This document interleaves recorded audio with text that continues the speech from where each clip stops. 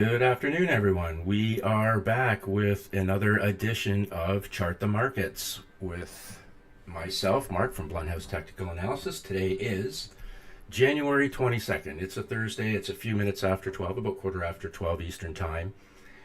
And it looks like volatility is back.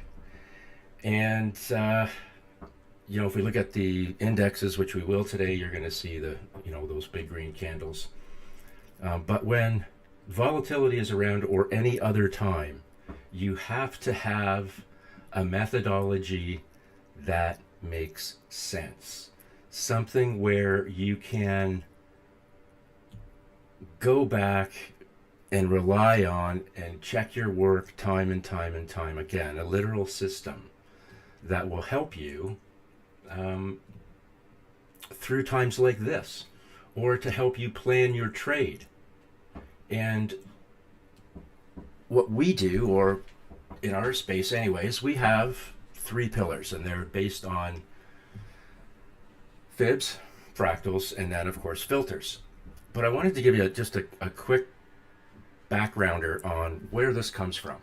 Okay, so there's three people that are responsible for at least these pillars of trading that I use. One is obviously Leonardo Fibonacci, Benoit Mandelbrot, and then we have Mr. Bachelard.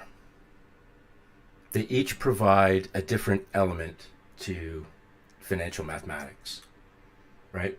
Fibonacci, we're all familiar with him. He's the deterministic pattern guy, right? Those are the extensions and the retracements that we talk about. Fractal geometry in finance was where Mandelbrot's claim to fame is. And it's all about self-similarity. And what does that mean? What you see on one time frame, you see on another. And then the filters, right? The filtering methods that we use. Where does that methodology come from? Well, that comes from Bachelard. And when we put that all together, although individually they might even seem contradictory at times, but when you put them together, they really are a synthesis of these three distinct mathematical paradigms. And math is a language. Every reasonable person will acknowledge that. And what we're doing here is interpreting, decoding the language of the market. That's really all we're doing. And this is how we do it. Three elements to our trading, right? Fibonacci's, they focus on the where, the price levels, the extensions, the retracements.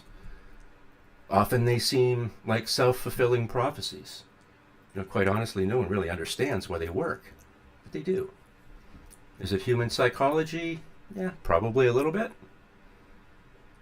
It's probably not one thing, but whatever it is, it works. And it works in nature, and it works in finance. It's crazy. But the Fibonacci sequence is relevant, which is why I use it. It helps create those targets and expectations of where price may go. Simple reason why we want to use them. And when we talk about that second pillar, which is all based on time, right? The Fibonacci's are the structure. The pillar number two, the fractals, are the time. And that's that area of self-similarity. Because again, what we see on one time frame, miraculously, we see it on another. And it factors in our belief that current price will look for past price. So when we start to overlay these three simple elements, they become much stronger. And really one of the most, I don't want to say the most important one, but the filtering, I think, is the most practical and necessary for most traders. Even experienced traders want something that will help them determine trend, kind of give you those go, no-go zones. Right? And that's what this helps us do. Right? And what what we're doing is we're filtering out that Brownian motion. That's part of the reason why we like the Fisher transform, because it creates a Gaussian channel, which is also a noise filter, which is why we like it when trying to determine if we're on the right side of the trade. Is the trend in the right direction? Simple stuff that anybody can apply. So when you put it all together, what are we doing? It's just a simple synergy. It's a system that works together. Nothing is working in isolation of another thing. Right? It's kind of an interdependent world, and it's an interdependent system that we're using for trading. It's giving us the location, right? Those targets that we talk about all the time. The timing of it all, which we're using on multiple time frames to try and determine those safe entries and exits. And then the confirmation that we get through the filtering and the signaling that we show you on our charts. And why do we do it? Because we want to help increase the probability of making a safe, profitable trade. And when you put it all together, this really is your edge. But nothing works independent of itself, right? They all work together. Right? So if you want the link to what you just saw, it you'll find it on my YouTube page. It should be in the description. And if you can't find it, just message me and I'll give you a link to it. But that's what we're using to determine what happens on our charts. 3 simple things. Probably very complex when you were putting it together originally, but you know what? We're taking all that stuff out. We're trying to simplify things so that we can get practical results quickly. And learning how to read price on the chart is one of the best ways, in my opinion, to do that. If you can't read price on a chart, you have absolutely no idea where you're buying and how much risk you're taking. Right? And I'm showing you our daily Bitcoin chart because we've been telling you where it was going to go, or the likely places that it would go, and what to expect in an effort to move higher. There's our POC. Took that out. We've already established where the lower value range is. And what happens when we break one level and find the next?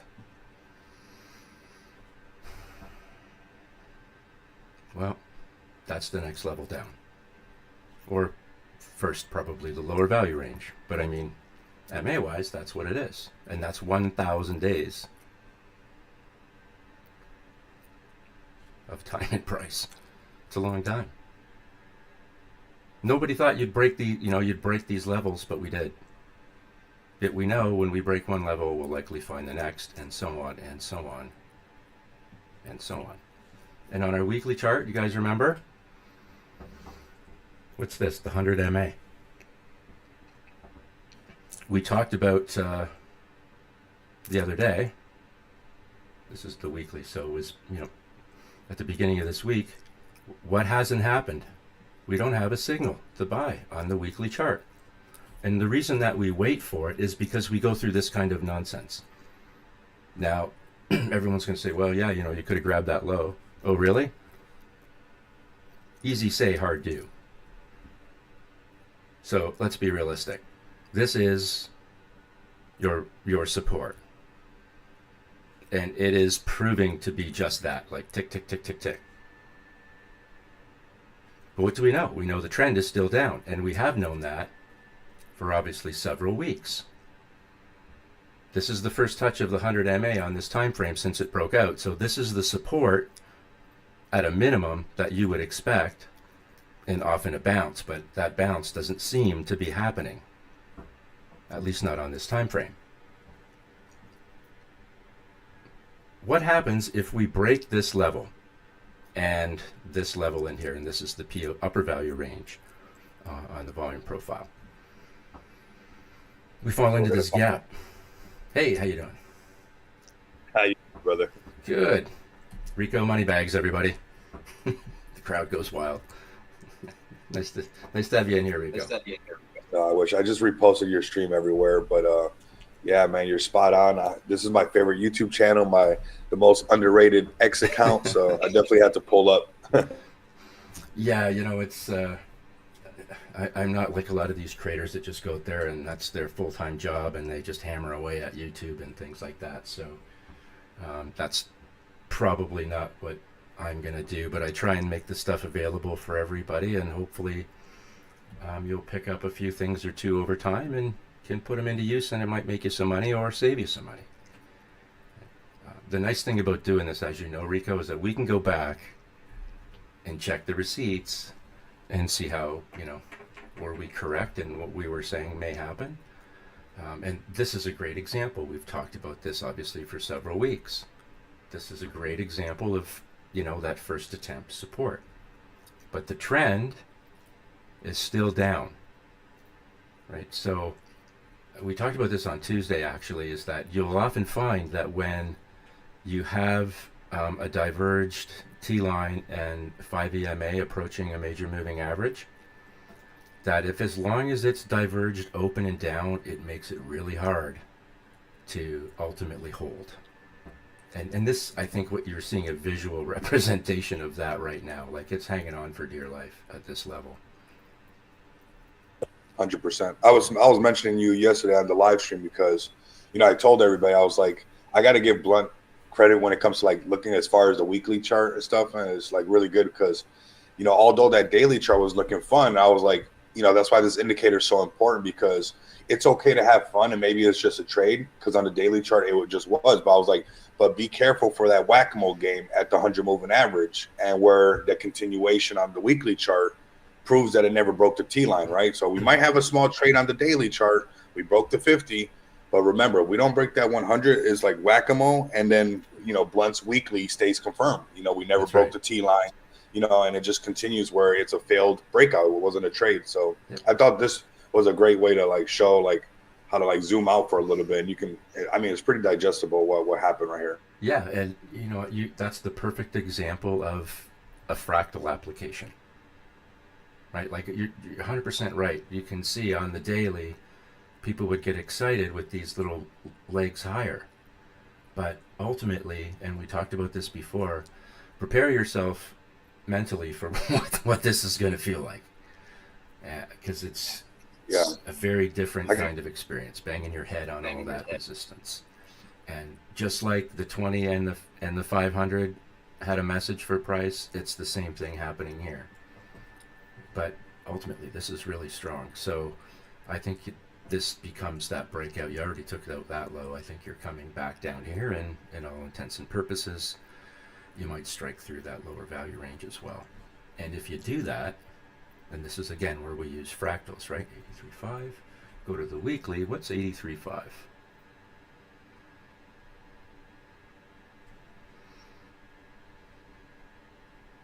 Roughly in the bottom of these wicks. So if you come back there on the daily, that means you've broken the 100 on the weekly and you've broken that upper value range and put yourself into the gap. that's where 200 moving average has to be realistic. I was telling everybody, I was like, just like how we respect the breakout to the upside, Yep. like I didn't get excited on the daily chart until we broke the 50, right? So there was like a lot of chop, a lot of tests to the 100. But when we broke the 50, we did the first mouse, second mouse gets the squeeze. But I was like, if that 100 does not get broken, we fall back. And I was like, and if we break past the previous ways low on that daily chart, we better be like really mature about how potentially that could be right in that area where on the weekly we break past that 100, and then we're looking at that 80 or 70 something $1,000 BTC, and that's a big thanks to you guys. When I first joined the stream, you were talking about the fractal stuff, and it's something that everybody has to give themselves time to get good at. But I've gotten a lot better at it, and this is a perfect example of it. Using the Yep. weekly and the daily, it doesn't have to be a 1 minute, 5 minute chart. You can zoom out and use a Yep. weekly and a daily and yep. It's fractal. Yep. And we've had this level on here for months, right? Just kind of pointing out real quick that all of this past price might be in play someday, right? That's why we've drawn it out here. And although it sounded, crazy at the time, there's a reason we do it. Right? We have to look at all options, even though if you want to look at it with just one eye open, because this is a very relevant place for price to go if it doesn't get support at the levels it needs to stay bullish. So the bottom here too, this hit of the 50, the bottom of this wick right in here, puts you right in the middle of that gap. So if this starts to get slippery, that would be a structural break as well, through here. So this little shelf represents all of this past price. And again, it's not nutty to come back to the 200 MA on a weekly chart. It's completely normal. So now we've got, the 50 to deal with, the 20 to, it's just a lot of work. A lot of work. If we look at B&B, it actually is a little bit green today. Albeit barely. But you can see that's the 100-day moving average, and this is the first attempt. And it's a hard no. Right? The chart's always telling us something. It's always telling us something. It just depends on how much information that we want to grab when we can grab it. Let's throw fibs on there. Just here's 618. And you struck it.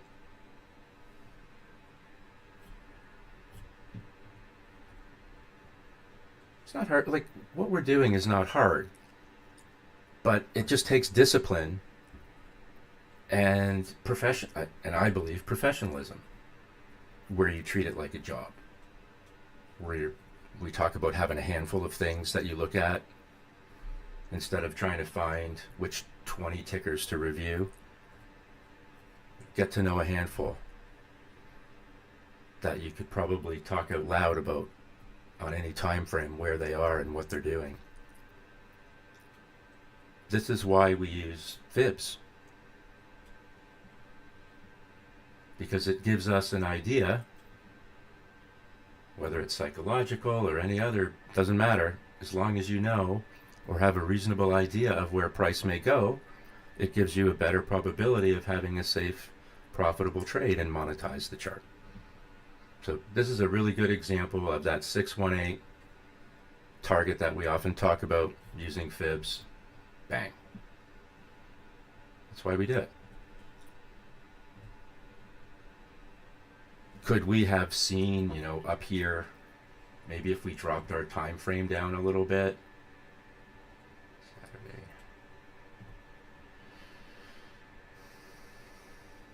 Not really. We've got a few hours of a head start, but not much. But it's very, what do we talk about? Longing into resistance. This is why. And this doesn't matter because everything is fractal, as we've just established. This could be an hourly chart, could be a 15-minute chart, could be a 4-hour chart, could be a monthly chart. This is what you would expect at a first attempt. A pause or a failure. And in this case, it was a hard no. And what happened when you failed? Split right through the 200 and the 20, and you landed right on top of the 50. Now, did price bounce back up to the 5 EMA right in here? Yes. But it also faded just as fast. So do we interpret that as bearish or bullish? Bearish.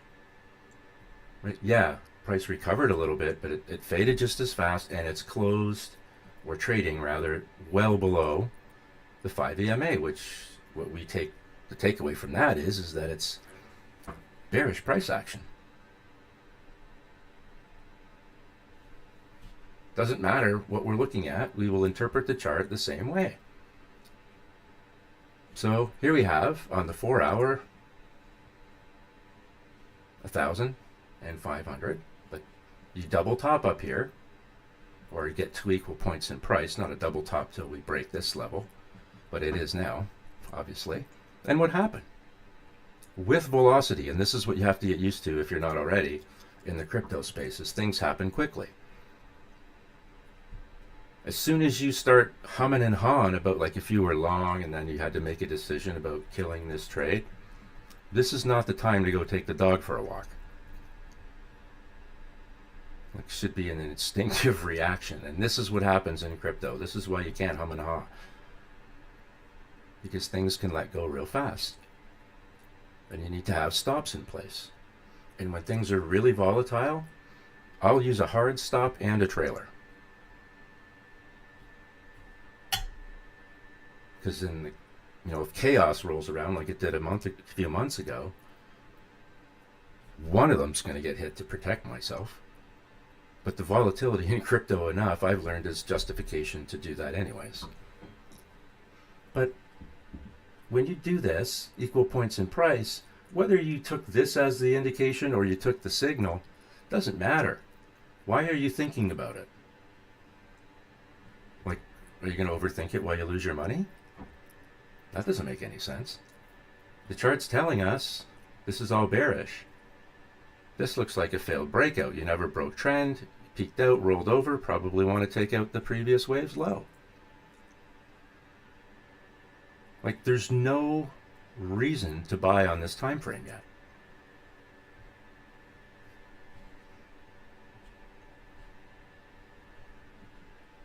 If we break this stuff, like, you can see how much it likes this level, where that lower value range is, but if it doesn't get any love in here, then there's the 50 and there's 1,000. And these are just levels, right? We can look for these areas where, excuse me, where we can intersect price. Like this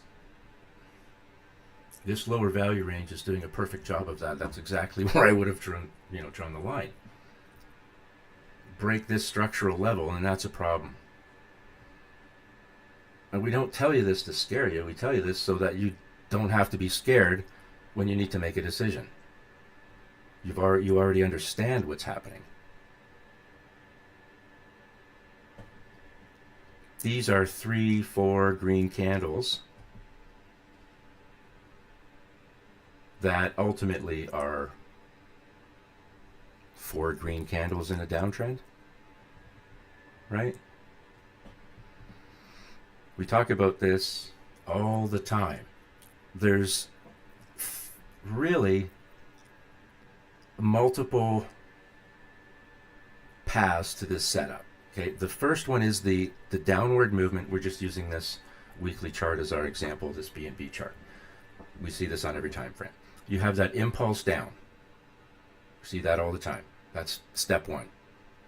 Then, when price doesn't break out of the T line, like you can see, kind of wick it there and then pull back, but basically, you're trading below it, right?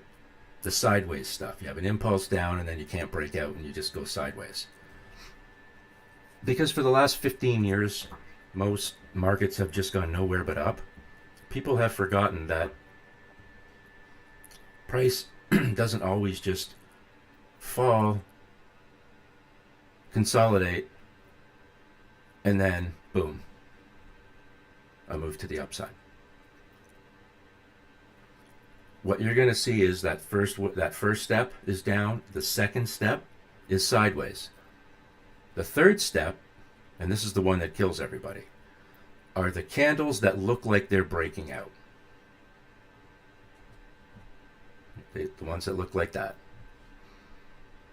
I've got, because if you're not using any of this,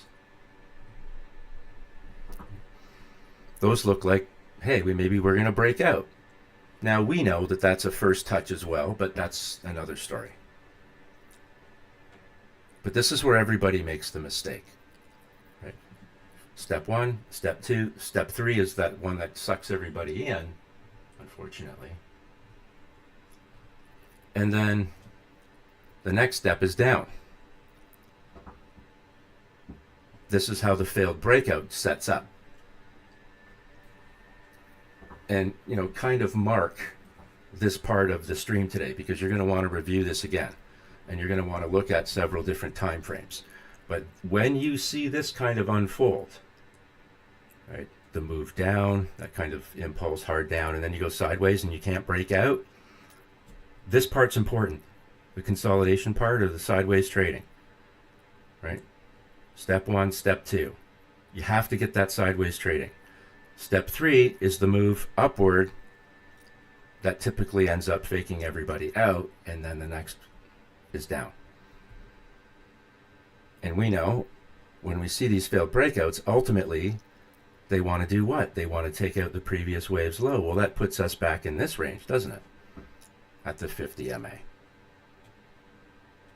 So this is just simply, and like Rico, you pointed out on that Bitcoin chart, it's just the first move down, slight retracement higher, and then you have another wave down and a slight. That's how this goes until enough money comes in to change that direction.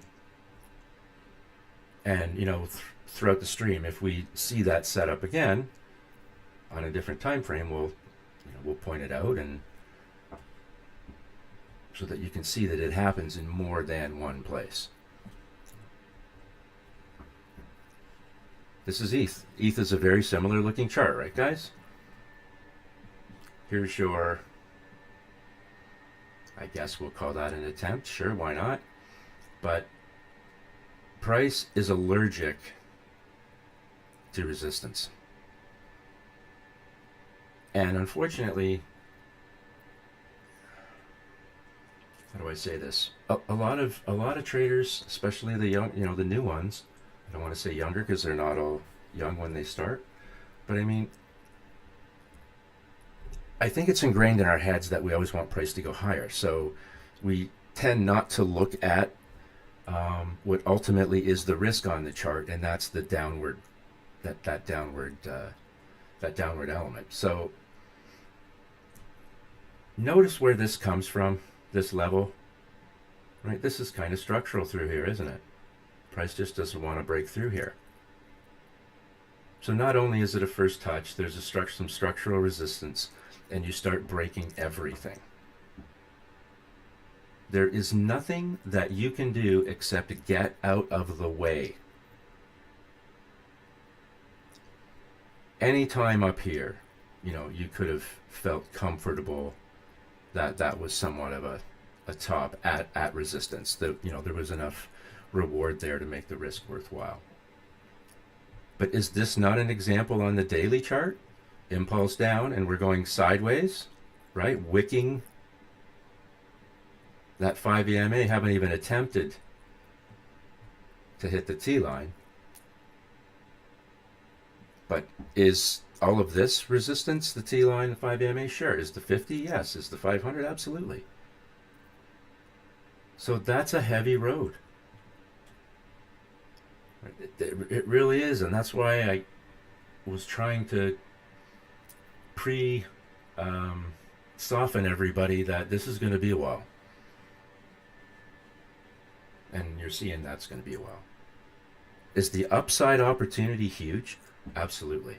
And this is what I mean. Everybody focuses on the upside opportunity, whether it's the volume gaps that I like and, aligning them with MMAs. All that stuff is fine, but everybody wants to make that breakout trade. And right now, you're trying to find these breakout trades, basically ramming the door with your head, trying to break through. Is it okay to buy those signals? Absolutely. But just be honest with yourself when they start to lose momentum. One of them will take off, yes. But I think, again, this is another example that impulse down, sideways, unable to kind of test and push higher to do anything to change trend. And this is another example. See the T line and the 5 EMA? Diverged downward and to the right as they approach major moving averages. And what happens? Price can't hold up. And you'll find this again on all time frames.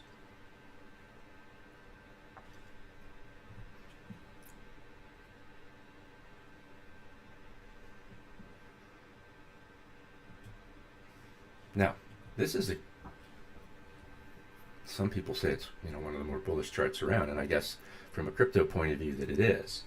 But does it perform any differently than anything else? No, not at all. Is there a value in keeping an eye on these weekly charts like, you know, Rico was talking about? Absolutely. You know, buy these weekly signals. When you have an asset that has really nice price movement to it, don't be afraid to buy those. I know you're thinking, well, it's going to watch paint dry. I don't think so. Just use your multiple time frames to try and filter out all of this. See how noisy price is? And this is the random walk that Bachelor talks about, where price just does all kinds of crazy stuff, but ultimately goes in one direction. But how do you filter out all the crazy stuff from the direction? Well, this is how we do it. Just by creating this channel,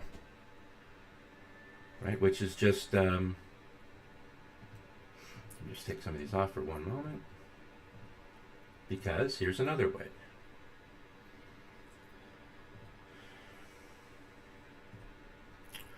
So what you see here, let me just take this off as well. So all this is modified Bollinger Bands. I'd like to say it's, you know, much more sophisticated and complicated, but it's not. Right? They're modified Bollinger Bands. However, the interesting work was done by Bachelor. Right? His math was built around, much of it, filtering noise. And what you're seeing on the screen, and I hope you can see this, these kind of thin amber lines, I could make them any color, but they are a direct byproduct of his theories and his math. This is the filtering out of the Brownian motion. Just by changing some of the settings in your Bollinger Bands, the length and the standard deviations that we tweak. And this, quite honestly, is something that I got from David Elliott. And he calls them momentum bands. And the concept is, when you're trading on the north side or within the momentum bands, that's a bullish trend. Right? And when you get extended outside the momentum bands, this is a good example, this is a good example, this here is a good example, that price comes back into this channel. Now, if it breaks it, let's go to the daily because we'll get more price action.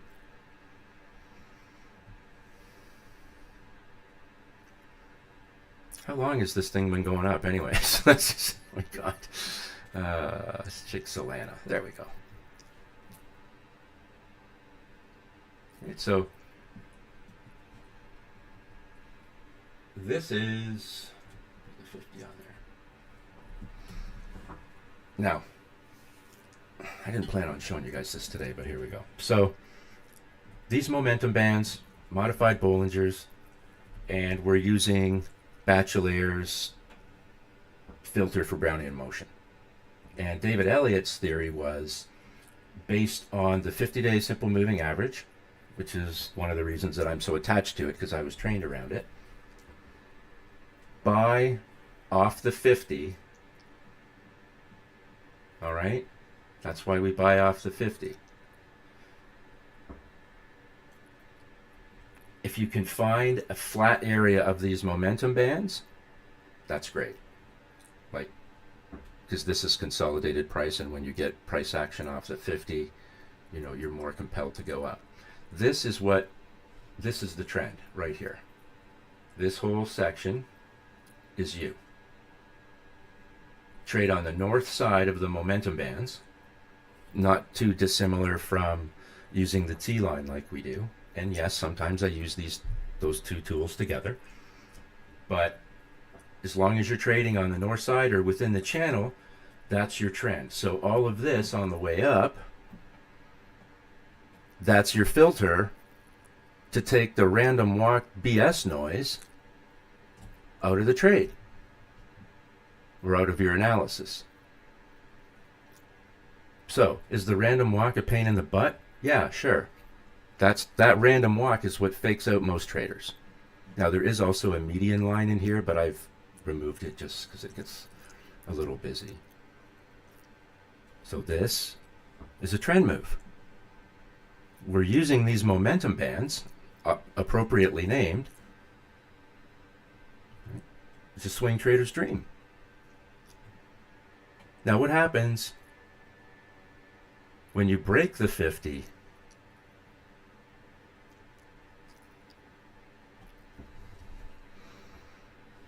Rick Martinelli from Stocks and Commodities magazine, I believe it was 2006, did a study, and it was published, and he analyzed all kinds of stocks around the very same numerical factors that Batchelor used.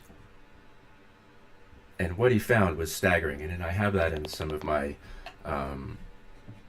David Elliott material. I think it's like moves off the 50. Those momentum breakouts have like a 98% success rate. Something crazy like that. But when you fail the 50 and you have this momentum breakout, here's an example of the sideways stuff again. Right? Impulse down, sideways. No good. Let's put this on.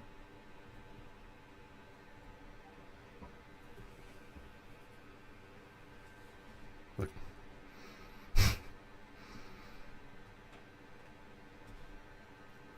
We're just following the chart, folks. That's all we're doing. That is all we are doing. Is just following the chart. It's a matter of support and resistance. So I could be using the momentum bands, right, to help me gauge trend, and I can validate that trend using the T line and the 5 EMA like I do all the time. Can I overlay those two? Absolutely, but I typically just use one or the other. But note where the sideways move comes back right in the middle of the mean channel of the momentum bands. So I know the T line runs through it like that anyways, so I kind of know it's there. Fail the 200. First attempt of the 20 fails. Second attempt fails. This is, what are you doing? You rolled over, you took out the previous wave's lows. You're not done yet. So not to clutter up the chart or anything like that, but hopefully that helps. Because as a trend trader, I want to stay on the right side of the trade. This is kind of a critical level. I know there's a lot of people I know right now that are watching this chart very closely. And for obvious reasons, this is a structural level here. You'd be hoping for some support. You've broken the 50, which is never a good thing. So here we are again with an impulse down, and you just can't break these levels. Open, diverged, down and to the right, approaching a major moving average, you have a higher probability of a failure. Right, where we would expect to get a pause or support, when you have this kind of momentum, this is the boss. Right, as long as that's open and diverged down, that's momentum down for price, which makes it less likely to hold. And all of this is fractal. Absolutely all of it. Now there's one chart today, ironically, that actually has what the heck is this?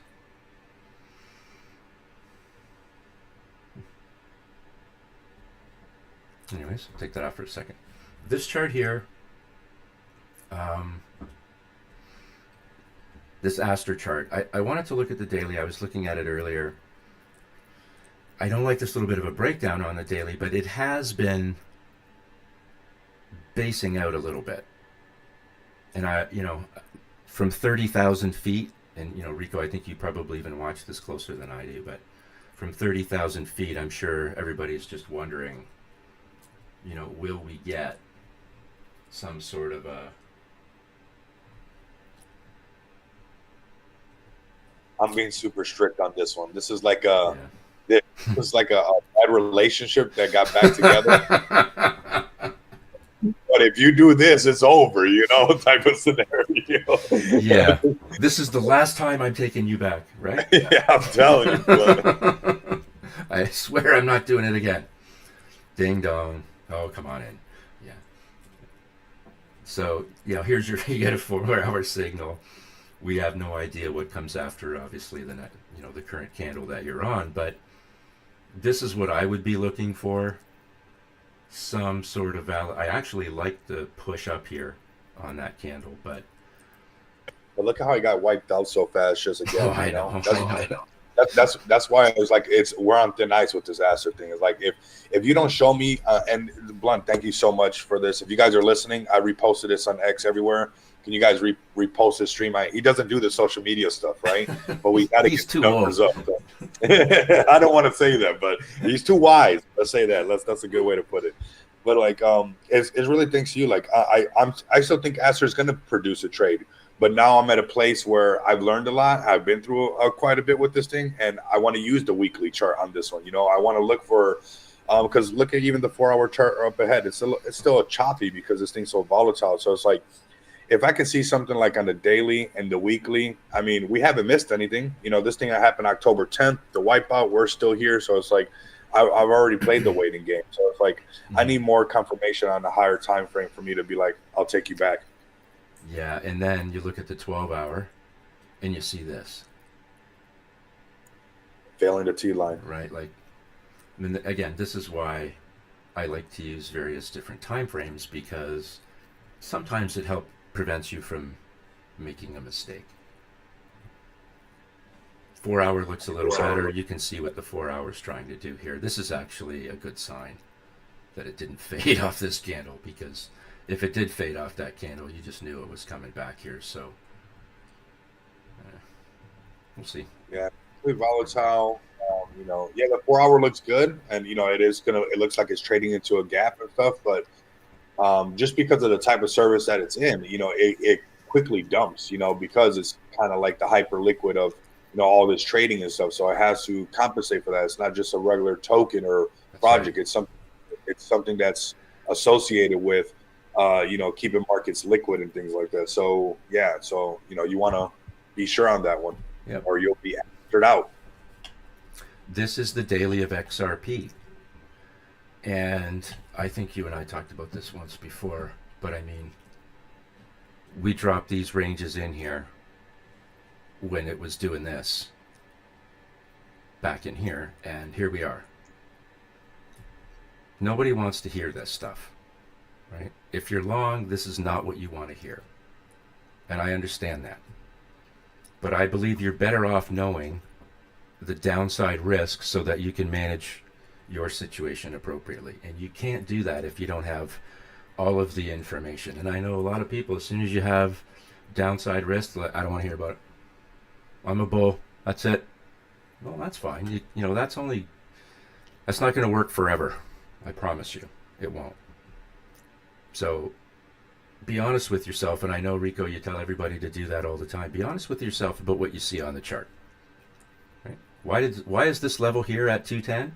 Because it's kind of a structural level, and we were just trying to line up as best we could past price.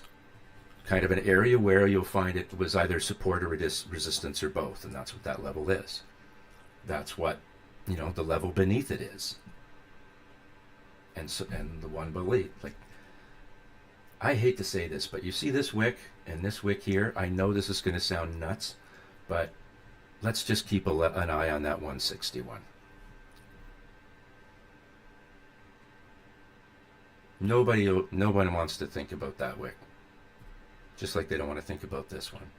But this is still a legitimate range, and we're not all that far from getting into it.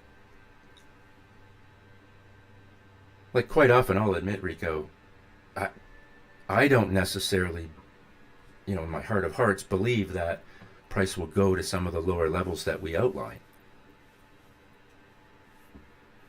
I assume that at some point maybe money will come in and prevent that from being a complete and total capitulation. But when it does, or if it does, I'm not surprised, right? We have to trade what's in front of us. Let's take a little bit of the noise out of the by using the weekly chart. Does the weekly look like it hasn't thrown a curveball at all since here? Like, I'm sorry, it hasn't. No matter what we saw on that daily chart, this is absolutely, undeniably powerful. Right? This big extension wick pushed right down. That's as close as to get as a gravestone doji as you're going to see. Right? That's would have to be at the very, very bottom, that little thin body, but it isn't quite there. But nonetheless, that's pretty darn close. It's still closed below the T line. Is this not a failed breakout? Yeah. Would you buy that 5-minute chart? Like, let's forget that it's a weekly chart. Yeah, that's right. That's exactly right. Would you buy, if this was a 5-minute chart, would you buy that 5-minute chart that it just got rejected on that T line? Let me know. And I just want to see where you stand. I guarantee you'll probably change your answer. Yeah, no, that's true. And that's where the fractal application comes in. And when you see it, if we were to meet for the first time and talk about that, you're going to be like, yeah, that sounds nice, bud. And you're going to walk away and go, man, that guy was drunk, right? Like, I get it. But once you've seen it a few times, it's undeniable. And then you even have naysayers go, well, I can't deny what I see. Right? And the reality is, it's because it's a language. Just as clearly as we're speaking now, the chart is trying to speak to us. The market is trying to speak to us. Right? And, maybe the market's looking at this like aliens would look at us and go, man, look how unsophisticated they are. Right? Could be right, but at least we have an idea of where price is going. I want you to pay attention to this, because I'm sure there's something in here that we need to be looking at.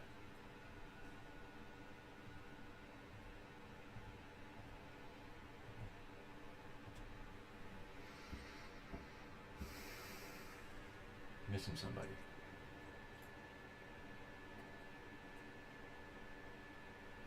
Guess not.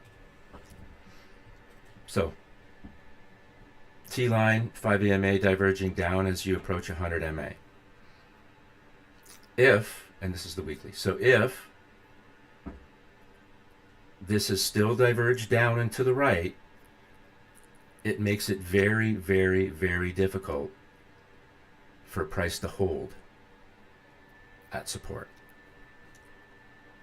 And, I want you guys kind of in your own time, in your own trading, whatever time frames you're on, to pay attention to this. And obviously nothing happens in one candle, right? Everything is a bit of a process, and every 2 seconds you're going to have a different feeling on what might be unfolding. However, just be patient and watch how it unfolds. Like, could the 20 hold up price with this? No. Like you can see at all these MAs, it's very difficult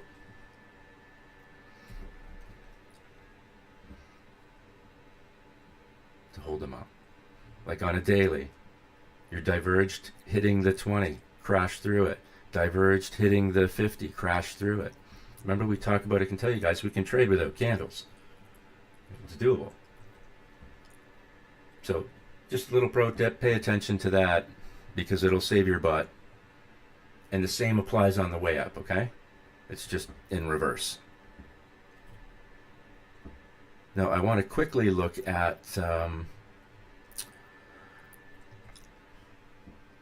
let's do this on our transpire chart. Okay. So this is Apple's weekly chart. You get a short signal on the weekly at 271.50.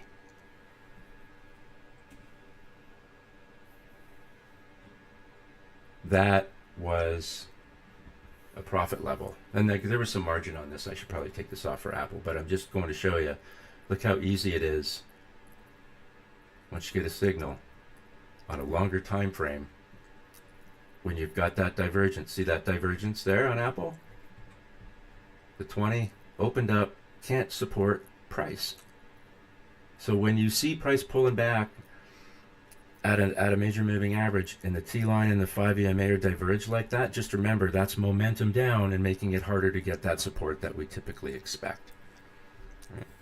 This current candle on the weekly, trading well below the T line, well below the 5 EMA, and lo and behold, down here, there is just too much draw for price. That's the 50 MA.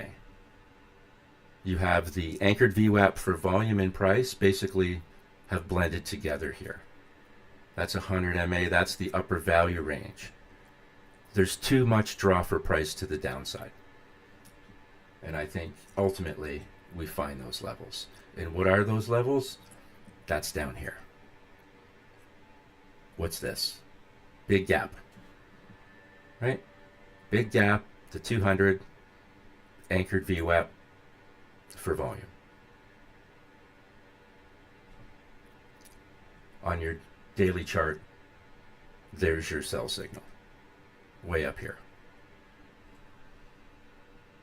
And at no time, even on this real wiki candle, at no time has this chart told you to sell.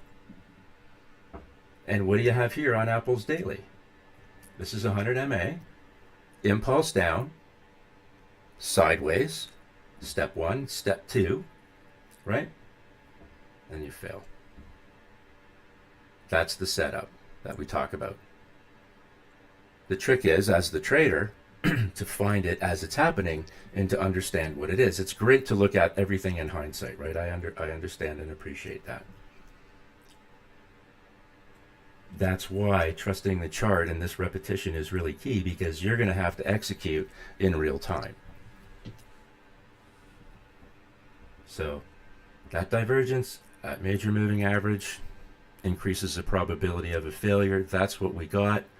These end up just being, 4 or 5 green candles in what is still a downtrend. And this is right now looking to be the same thing. As long as you're not able to challenge and success push through that T-line level with any momentum, this downtrend continues. And you magnify that with these volume gaps and these draw for prices to the downside.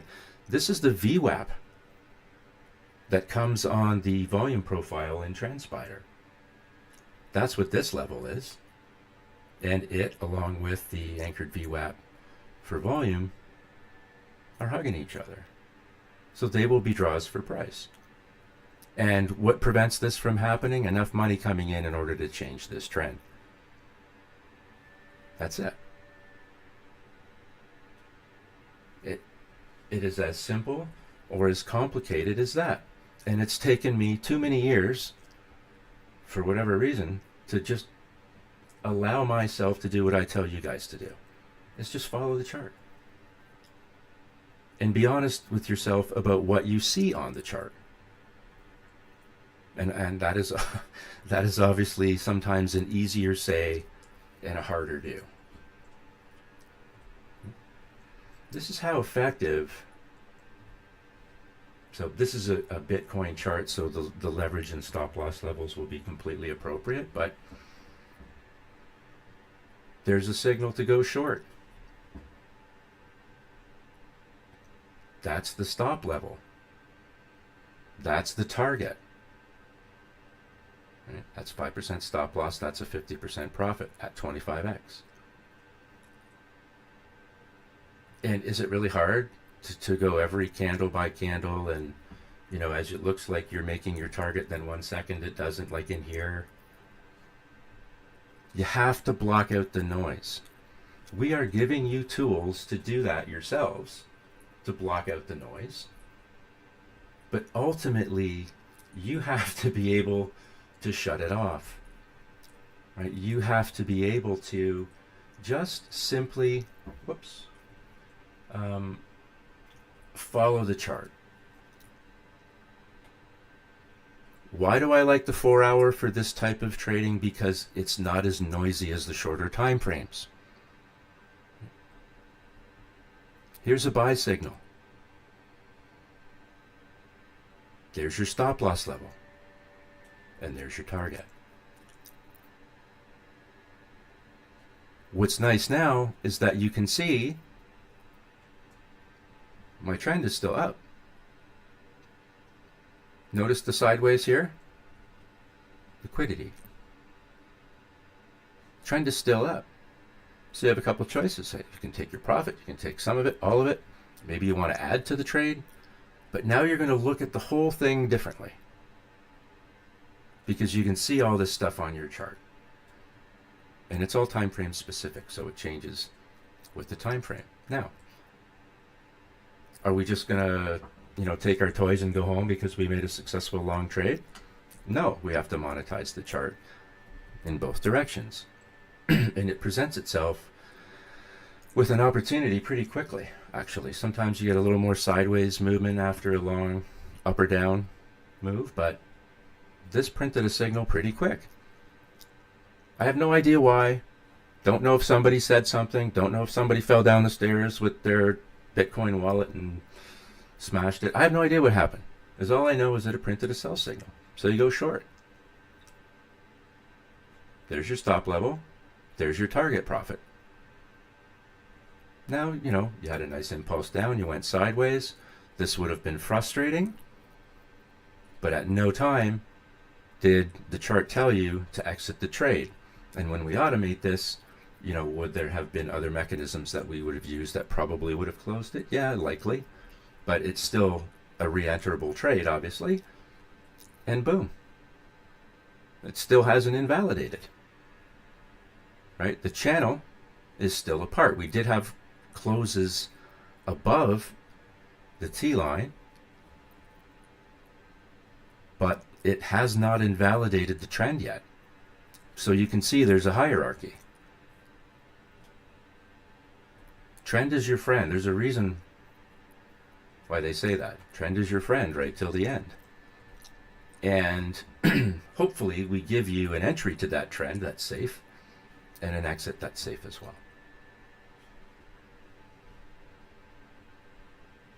Now, what did I looking for here? Let's look at United Health quickly. Let's go to the daily.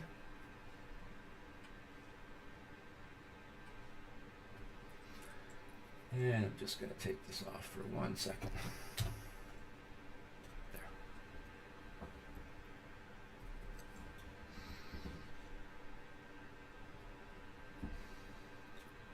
This is the monthly chart of United Health. People ask me why I talk about these anchored VWAPs so much on TrendSpider. And this is why. So what you see here, this horizontal purple line, that's the POC. This slightly darker purple line that you see kind of weaving in and out of here, that is the anchored VWAP for volume. And then this here is the anchored VWAP for price.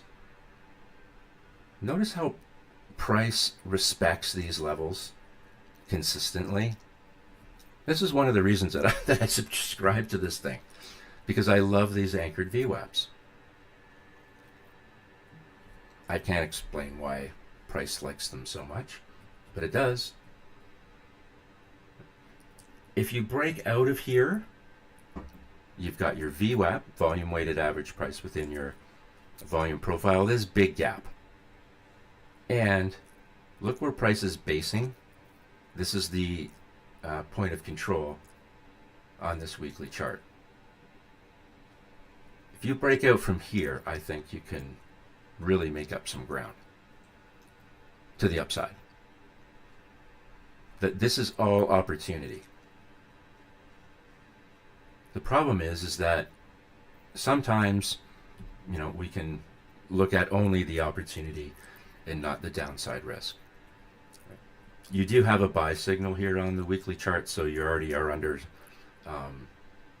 a positive influence in price. So look to break out of this level. This is what it wanted. If we were looking at it down here, I'd be saying it would want this, and it's found it.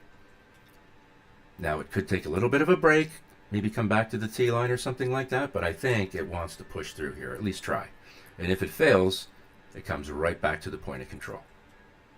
Because again, that's the most concentrated area of volume and price. Current price would look for past, right? This is what it's doing here. It's just looking for past price. But because the momentum is to the upside, that's where it wants to go.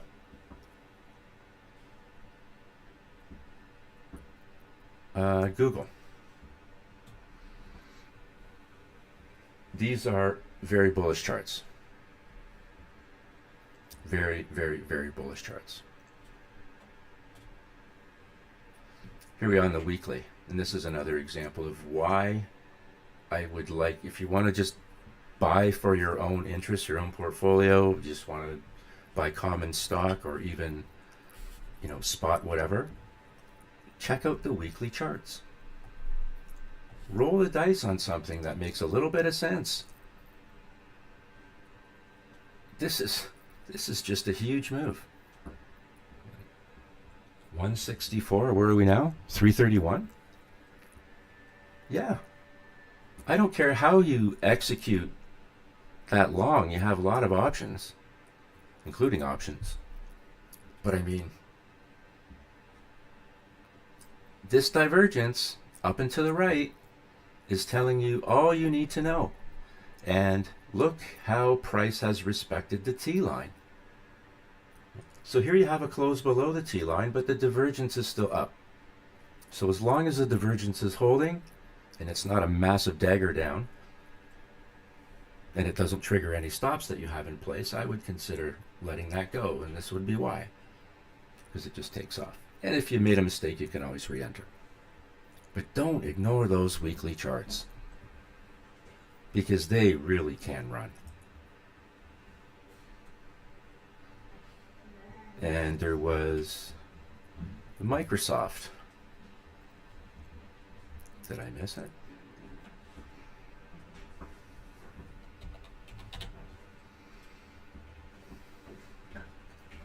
The tale of two charts. This is Microsoft. You notice Google was a very different looking chart. No idea why. This is your daily. This is obviously a big top up here.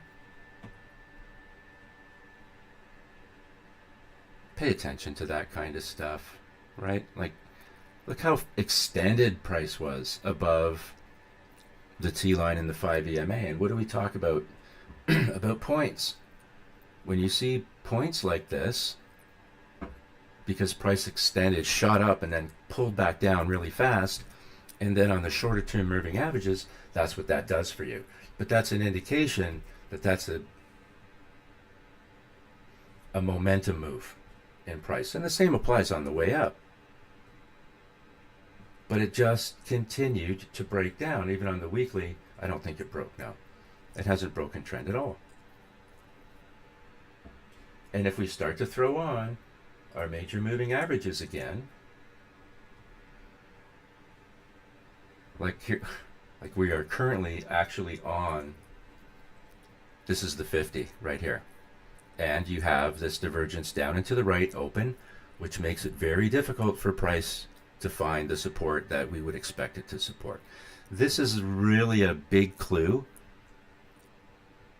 into whether price will find support at a particular level.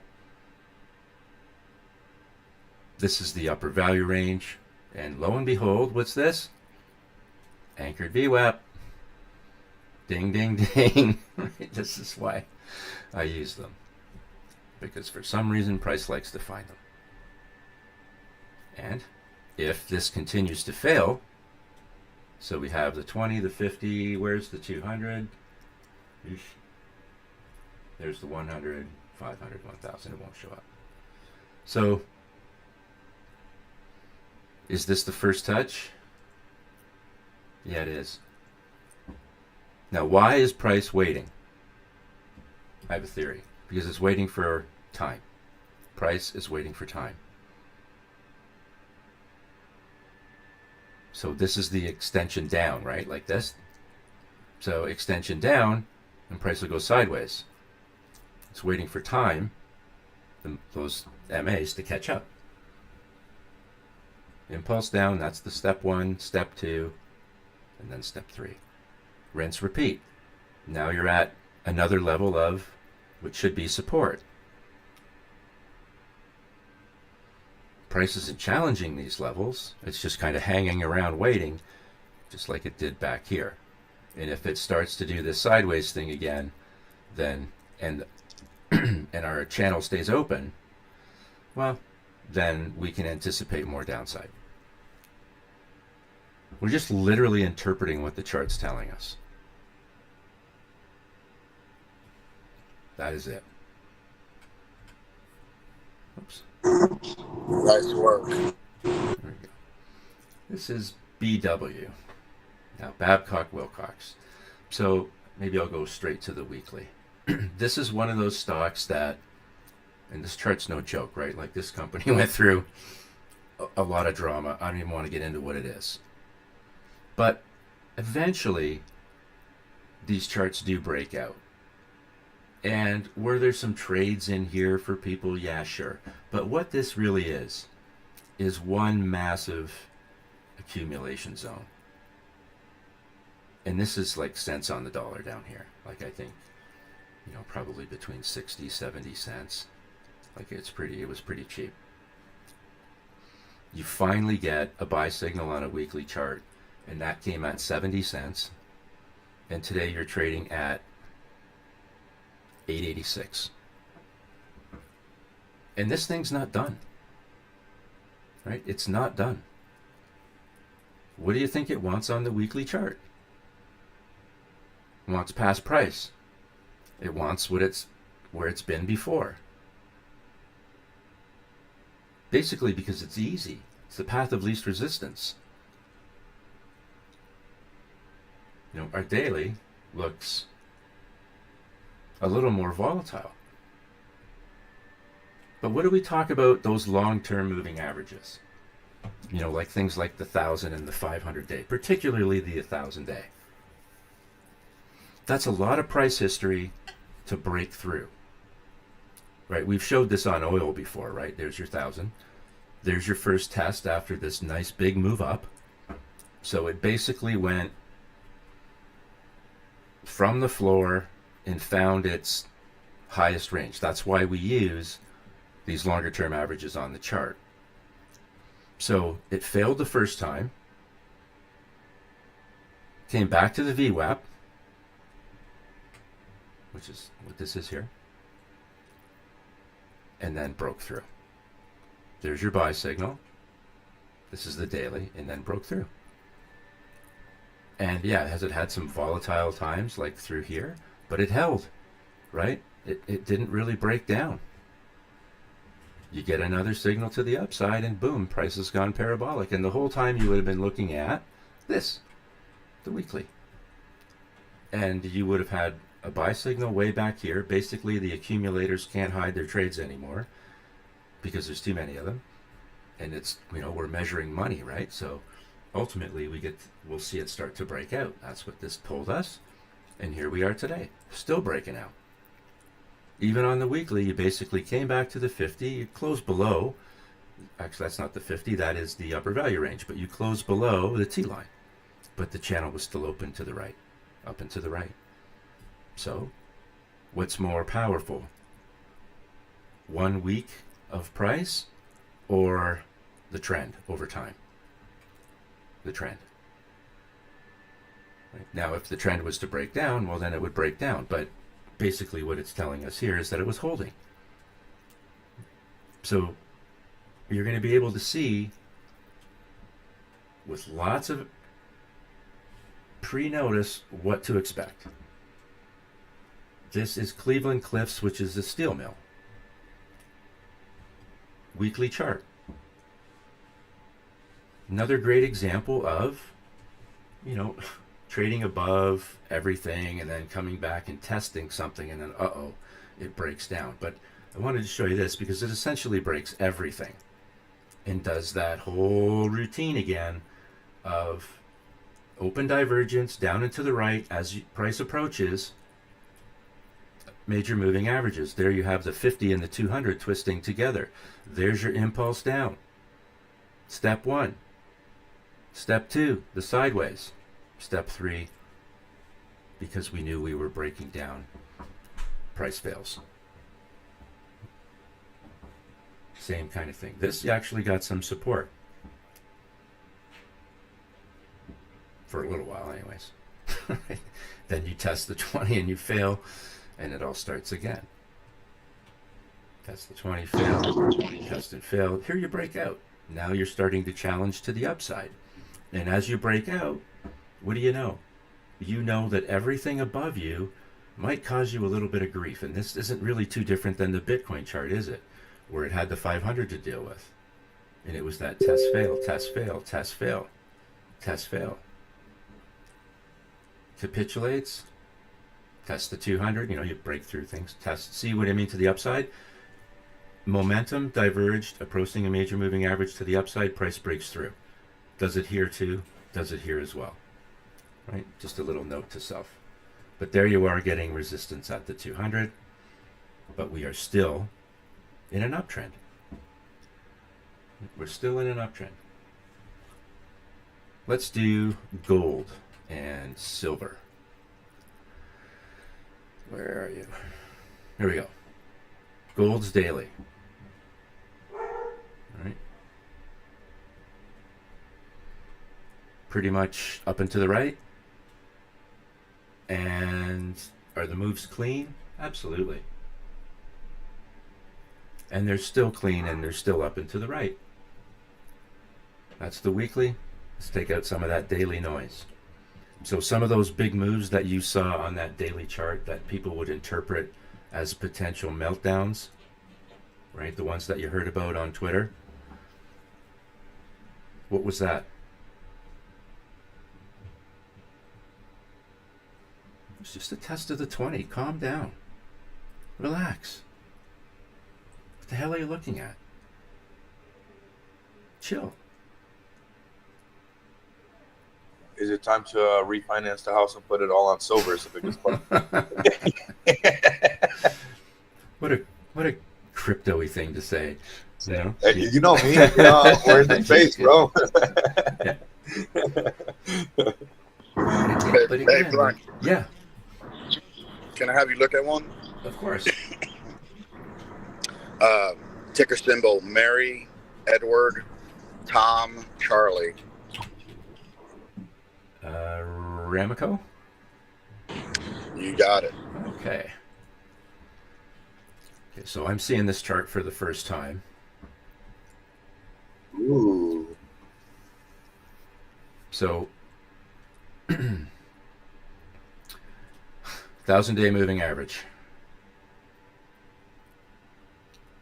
See that? So, I look at this daily and I see a bounce at the 1,000-day moving average, and I like that. Like this, obviously, you guys know me a little bit. This would get my attention a lot.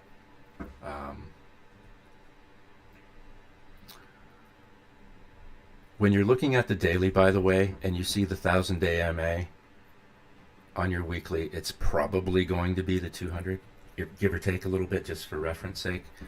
This is your buy signal. This is really interesting, right? Because this thing was pushed down so much, it took a lot to reverse the trend, right? This is, I think we talked about this last week. Like sometimes, it takes, depending on your time frame, it could take 5, 6, 7 candles, depending on how much sell there was to actually change the trend. This is an example of that, but this thing, came down hard and looks like it's bouncing. You can see your 5 EMA turning white on our script, right on this candle here. So I like this chart. I can't, can I say? Here's your resistance on your daily. That's 100 MA on the daily.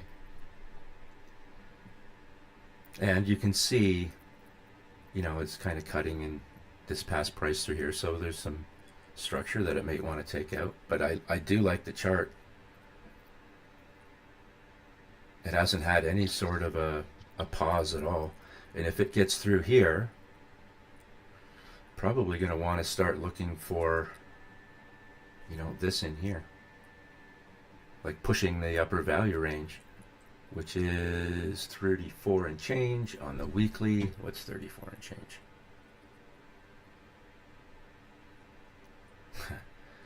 It's basically the T line on the weekly. So this is either going to be a really nice trade or a runner, right? Probably is for Thanks, somebody. Paul. Probably is for somebody already. But that's a nice chart. I never heard of this. Yeah, keep an eye on it. I think there's plenty of room there. It's a coal play, so I could see that. Is it metallurgical coal or coking coal? Not sure. I haven't got that deep into it. I bought into it in the 21 level, kind of loaded up on it, and just been, adding to it. That's an awesome entry. That's right at the 200 and right at the 50. That's like that Nancy Pelosi trading right there, brother. Take a bow. Yeah. No, that's nice. And you have any other tickers that you want to look at, we will. I know we've looked at Walmart, and I think there's something going on here. I can throw a staple at you that I was looking at yesterday, just to get your thoughts. Sure, let's do it. Okay, and I appreciate you taking the time for me. No, absolutely. That's why we do this. Awesome, brother. Awesome. All right, so ticker symbol Golf, Indigo, Sam.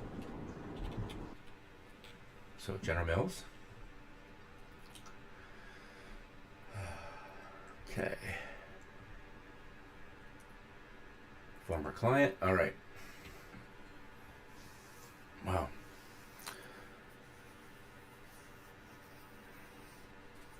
Is the question, is the bottom in? Indeed, that's the question, brother.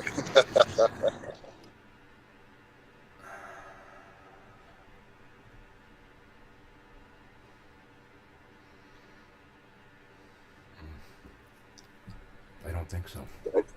Yeah, that chart's scary right there. If you're shorting it, you're celebrating. I mean, you're in there. But see, what freaks me out about when I see charts do this. So this is a weekly chart. This represents probably 10 years and change. Maybe a few more, 10 or 12 years of price history. Your weekly is going to be 20, maybe a bit more of condensed price history. So when I this is just me, right? I felt the same way about oil. We know this story. When I see price, look how it used the 500 for support and resistance. This is just like the oil trade. Look again. Here's 1,000. So when I see anything break 500 days of price history on a weekly chart, there's something going on, right? It's a little more than a pullback. And here you come right back. Now this is decades worth of price history, and cut through it like it wasn't even there. So, I'm not here to analyze their business, but I don't like the chart. And this is a great company. Like, this is a good company. They make good products. They're household names. They're, it's a well-run, disciplined consumer packaged goods business. Like, it really is. But right now, like, what do we say? Charts don't lie, right? Who am I to argue with this chart? And the reasons why it's done this, I don't know. Let's look at Procter and Gamble. There's a weekly for P&G. Yeah, I was gonna throw Hershey's at you. Sure, we can look at Hershey's too. Yeah. Um, this is a very big save here, right at the lower value range. I'll say that on P&G. And yeah, you're printing a buy signal. What's your upside opportunity? Well, you were looking for the 20 and the POC on the weekly. You've hit it. And you can see that the POC obviously represents some structure. That would be the upside, the 50 and or the 200. But keep in mind, those would be first touches as well. P&G is, one of the better run, more disciplined businesses as well. Right? Everybody knows that. It's a very well run business with great brands. And I think the chart represents that. It's gone, pretty much up with. So here we come back. This is a monthly chart. People can say, oh, you're wasting your time looking at monthlies. Oh, yeah? So if we come back here, look what you avoided. This was a big deal because I don't think with all these touches and you start increasing the probabilities like that over time, if you come back to test this on the monthly, I doubt it holds. Let's just say that. Right now, it's a bullish chart. Right? These are the ones. Now let's have some fun with our fibs, right?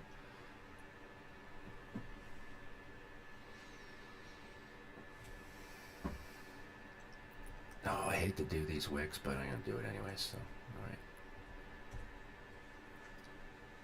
So, what are we looking for? Fibs, fractals, filters. So we're going to take this weekly chart. We've drawn fibs. We're looking for the extension to the upside at 618. Here's 618. What's this level? 163-ish. Now, we saw earlier how true the fibs were on that chart we looked at, where we had the wicks come through and strike that level. So this is kind of it to the upside, up in here. I don't think it's unreasonable if this move continues. Don't expect it all in just a series of green candles, mind you. It's a process.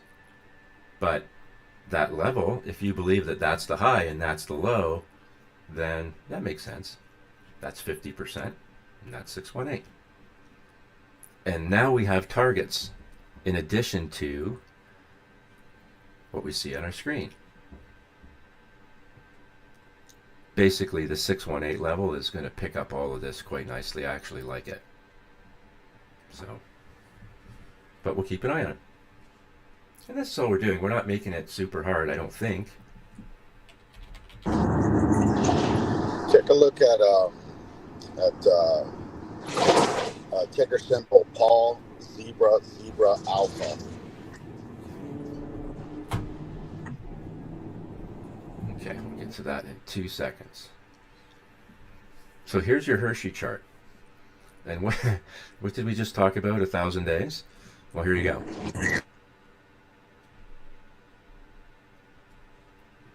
You don't, the whole time this is going on, it's you want to trade above the 1,000 with meaning. You don't want to keep breaking it.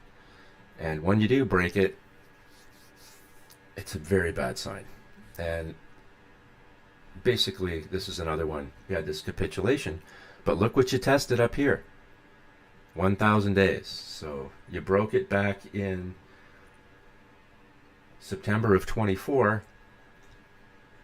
I don't even know if we want to count that wick. We would probably expel it from the high and the low. And here you are. You've come all the way back, and it wanted nothing to do with it. Now, this is why I love technical analysis. I love this stuff. Right? My background is marketing, communications, brand strategy. That's where I started my career, and all while doing this. And executive search within that same vertical. And I can guarantee you that as all of this was going on, there's a CEO that's explaining what they believe is going on with the business. And they're probably correct. They know their business well, right? And they're making changes, and they're trying new strategies and new tactics. This is the failure on the weekly. Remember, we talked about the 1,000 on the daily, the 200 on the weekly. So that person is trying to explain away what's going on. They're trying to describe or articulate the changes that they're going to make to correct the business. And then as the business starts to recover, they feel real confident. They do. I get to speak to them all the time. And I love watching this because they believe that everything that they do makes an impact in the stock price. Or that's what they would want to believe. Right?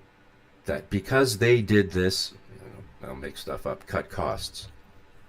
That's why the stock went up. All I know is that this is a language, and the market is telling us whether it likes or doesn't like what's happening with this stock. I would hate this to be like test fail, test fail, test fail, test fail, test fail of the 200 on a weekly. Total capitulation, right back to the 500, thank God it held. And you came right back up to the 200.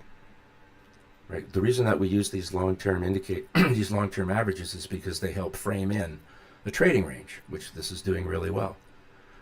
I would hate to see this after this big melt to come back, hit the 200, and then just melt down. Because current price is going to look for past. I think what this candle wants to do is, at the very least, it's going to come back to the POC on the weekly, and that's the 5 EMA. But I don't know if that's enough to hold it up. This is the downside risk part that people don't want to talk about. They just want to talk about what they see above the 200. That's great unless it doesn't happen. Then what are you going to do? Well, you might as well make use of your time and short it. But that's the downside risk, the 20, and so on and so on. 50. Break one level, find the next. So I think you gotta. This could simply be a retest, right? Come back and kind of back test this area and then move on from there. There could be a simple matter of that, and that's totally fine. It gears up, takes a second crack at the 200, and then it breaks through. That's the upside opportunity. And then you're looking for all this to the left. Just a pullback. Potentially, obviously you have a higher high. So if you draw a trend line between those two highs, so you got maybe a possible divergence to the upside there. Mm-hmm. Yeah. Like I see what you're looking at. When I look at some of these other momentum indicators, here's what I like. I like the stochastic RSI. This consolidation came right at the 50% level. There's price, and there's your consolidation, and then boom, you moved higher. So I like that. I like that your Fisher transform is still diverged into the upside. This is the filter that we talked about, that it creates a Gaussian channel, filtering out all that kind of random walk noise that just confuses us. It's still trending higher, and last but not least, although we kind of had that little pullback in that weekly red candle, the moving average and signal line on the MACD are above zero, and that's the kind of setup where you've got upward momentum. I think that there's still some buyers hanging around here. Hey, Blumhouse, can you are you able to turn your candles to Heiken Ashi? Yep.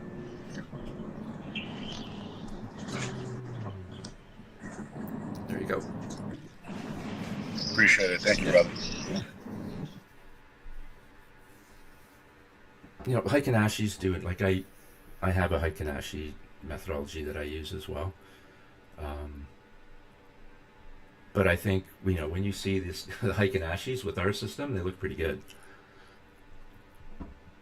which is kind of a nice validation.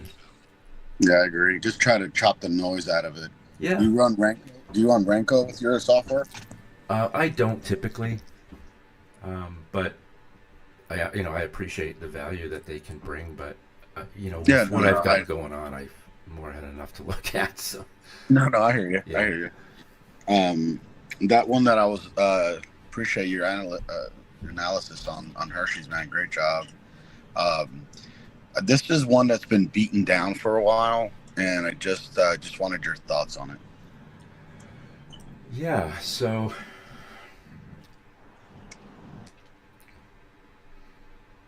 I just gotta. Okay. Well.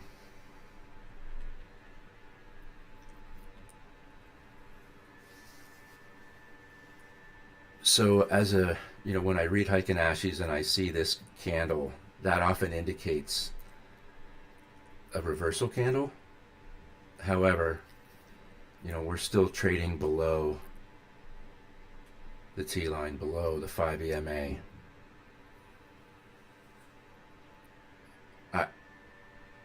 I think it might want back here again.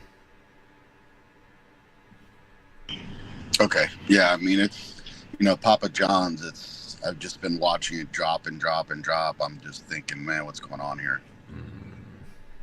Yeah. Like, it's getting some support on this. This is the monthly, so it's pretty stretched. But I mean, that's the lower value range, and it is catching a little bit of love in this area. But I don't like how it keeps coming down and breaching it either.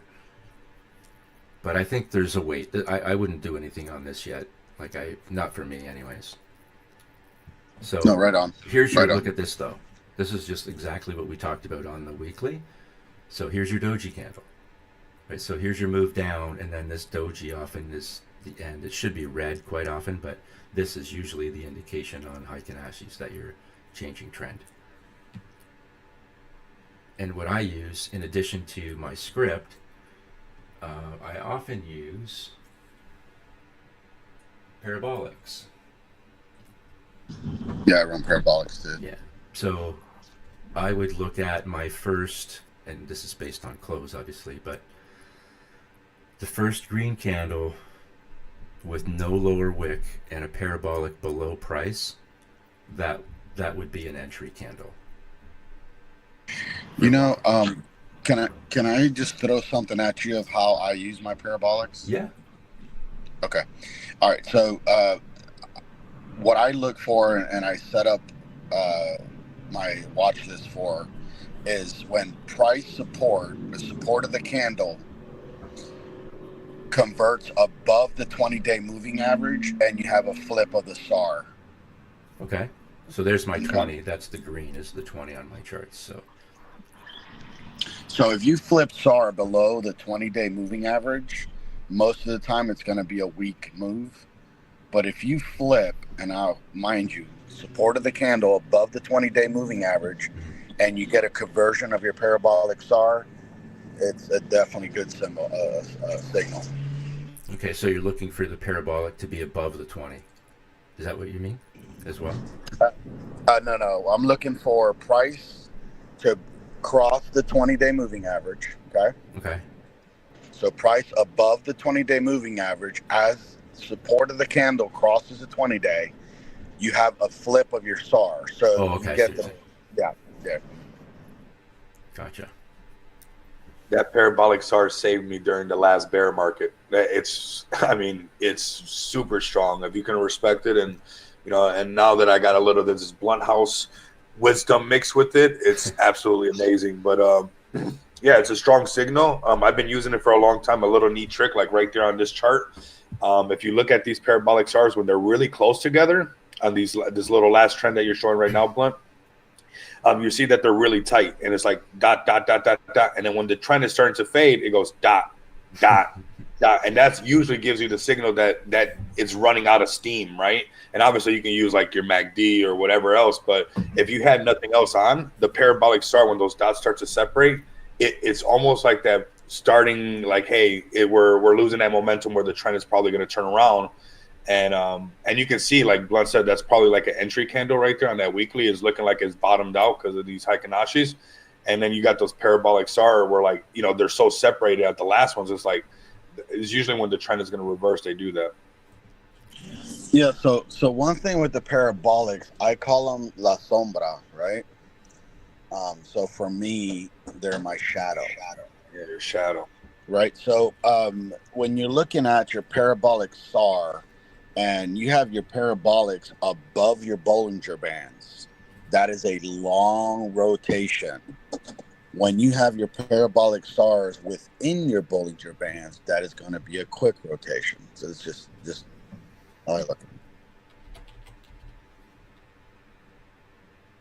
And see, this is why these things are important. Like Blunt, you doing this because there's not like a handbook that tells you, hey, when these dots start getting separated, you know, it's only time. Like, you got to have the sweat equity inside of this to get that stuff so you can hand it over to the next person.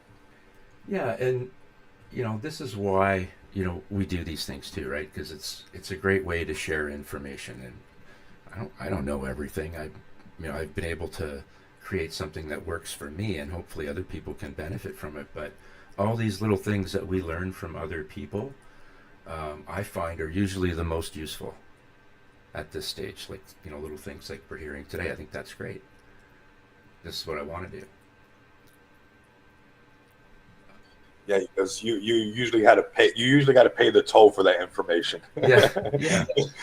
And these That's are the why. Bollingers that, you know, if here's referring to, these are Bollinger Bands. Right? And for those that don't know, when we talk about SAR, that simply means stop in reverse. That's all. So when you're referring to seeing the parabolics within the bands, is this what you mean? Is this what you're referring to?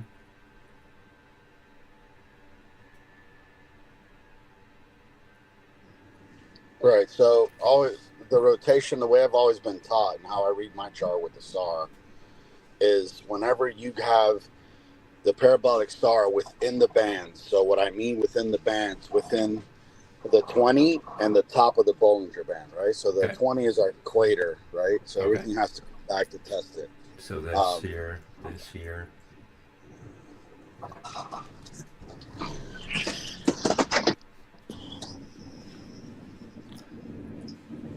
No, it works for me. This is silver, and as you can tell, it's kind of wanted to go just straight up, and looks like it's going to continue to go straight up. I don't see, like, again, there's no move in here. Like, look at your entry candle off this daily, came right at the POC. And it's been nowhere, but it still wants to go. I don't know what to tell you.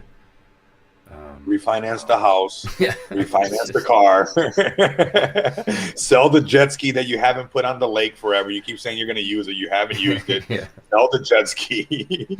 Get it? Here's what I do know is that eventually, and these things haven't had the performance maybe that in some respects people think the stock market has, but this too eventually will do what stocks do and crypto does. It will eventually come back, and time and price will find their way to make contact yet again.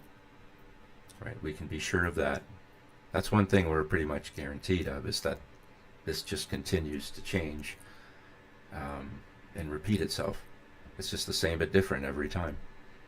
This is running a little bit hot. Like, whenever you see these gaps between the 5 EMA and T line, you know, it might want to take a bit of a rest and at least come back to those levels. And, you know, was it gold that it, you know, when people saw in the daily gold doing this, you know, it was abandoned ship. But really, what was happening? It was just price coming back to the 20 on a longer time frame.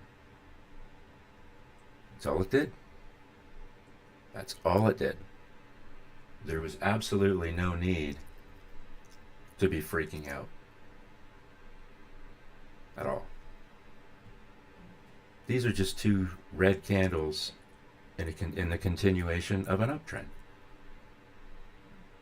This is an example of price moving higher with momentum and doing that sideways thing. But note the trend didn't break. And as long as that's the case, you're okay. It's not going to feel like it during these weeks or these weeks. But you have to let the chart guide you. Because if you start making irrational decisions outside of the chart logic that we have and our methodology, that's when you're going to make mistakes, right? That's when you get chopped up. If you buy this weekly gold signal, this is the chart that you're living by.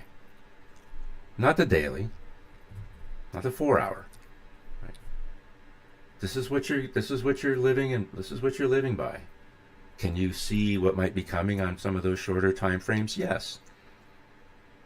But when you have those, several daily red candles that only equate to a test of the T line and then price moves higher, like, you don't want to be making mistakes repeatedly like that. You don't think it's a big deal, but what it does, it's creating bad habits, and you don't want those.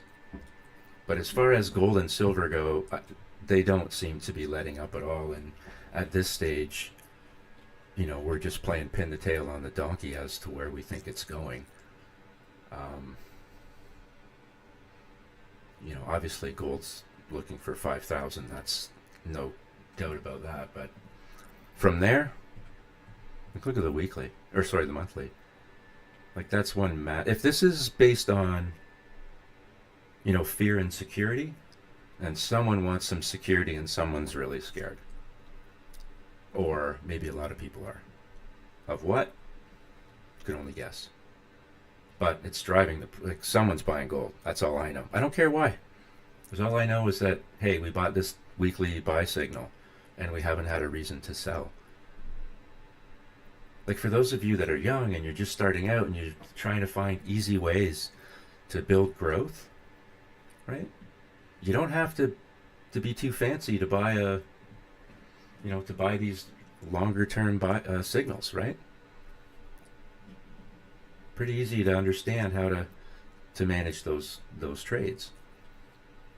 And that's why what we do here works for both traders and investors, because everybody needs to know where they're buying on the chart. Because if you don't, you run the risk of making a big mistake. Now, you guys remember this chart, right? Master or Strata, Micro, whatever they call themselves. And we picked this out when price started to break down. Actually, we were working off this weekly chart. When price started to break down, we said, if it doesn't get any support, look for it to find this back in here and the 200 MA. How'd we do? Pretty good? Did we do anything special? Not really. Not really. The language of the market. This is the insurance you pay. Notice it didn't give you the signal here. It did here, though. Right? This is the insurance you're paying as the market's trying to figure out what it's doing. The job is not to buy and sell every top and bottom. That's not a realistic expectation. What is a realistic expectation? How about making some safe, profitable trades? And that's what our system does. It gives you and on the longer time frames, the more safe they are. So it gives you a safe entry. And hey, was all this diverged the whole time? Yeah. Was it diverged as you were approaching these major moving averages on the way down? Yeah. Yeah, you got a little bit of support here for a blink of an eye, but knowing that this is open and diverged down to the right, you have a strong, strong probability that it's going to continue to fail. Gotta love these flush candles, right? One got me earlier today. But am I mad about it? No. I already made money. a little tick, maybe like that you get stopped out. But here's the reality. The reality is I know what the trend is doing. So instead of being pissed off, all this is an opportunity to re-enter your trade with the assurance or reassurance that the likely probability of the trend is still down. And lo and behold, if you would have re-entered somewhere on this candle, you would have really monetized the full extent of the trade.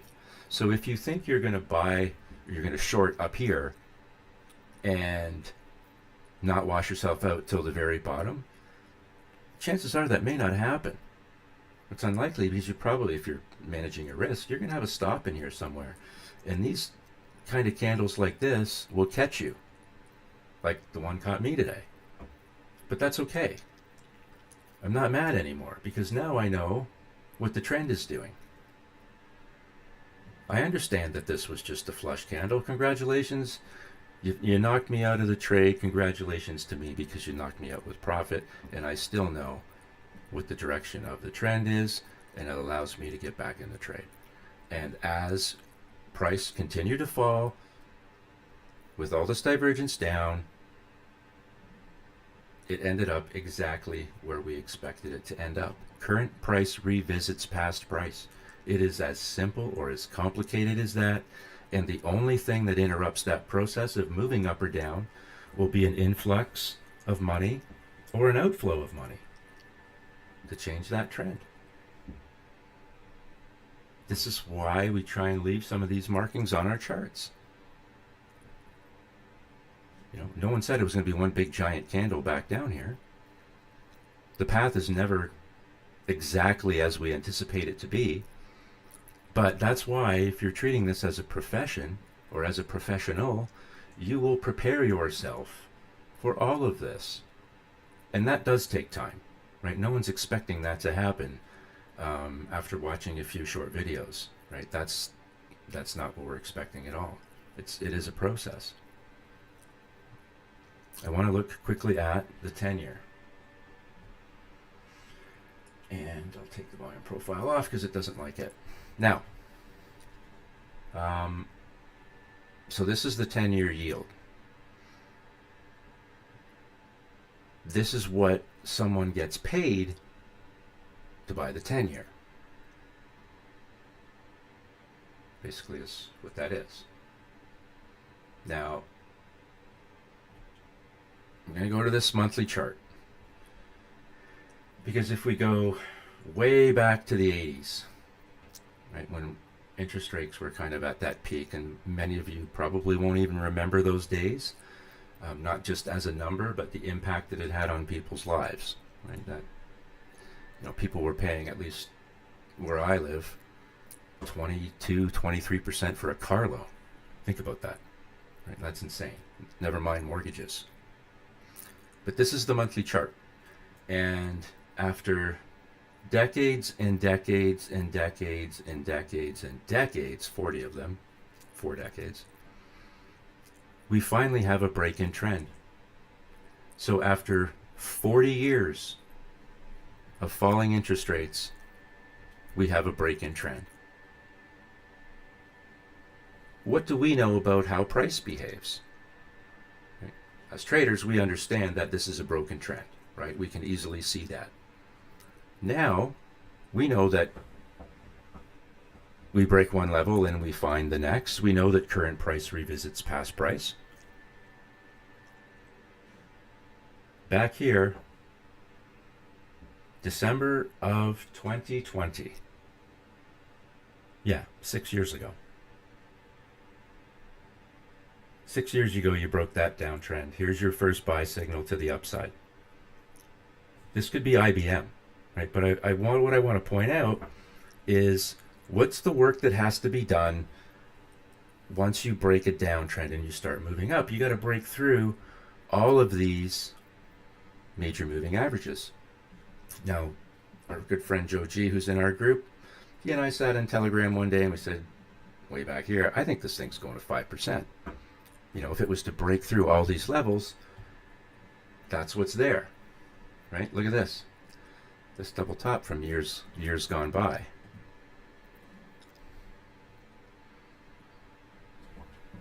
That's what price wants. It's broken all these levels and it's found the next level. If you get a buy signal on this monthly chart, do we have one on the weekly? We must. Yeah, it came here.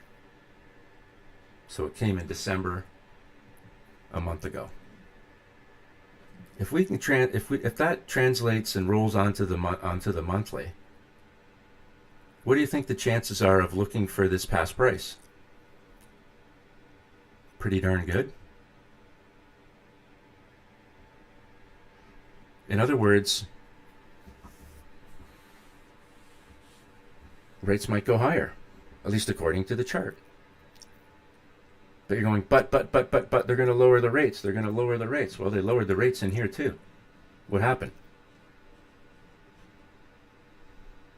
10-year went up. What are interest rates really designed to do?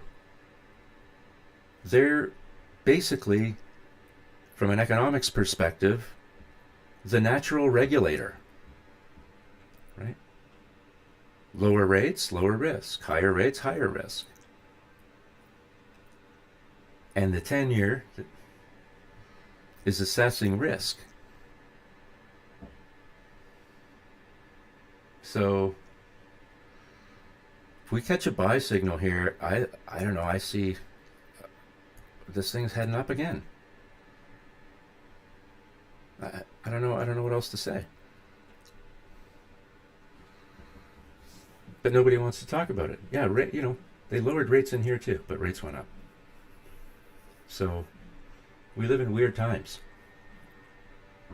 From a daily chart, would you buy this daily chart if it was Bitcoin? Be honest. Probably.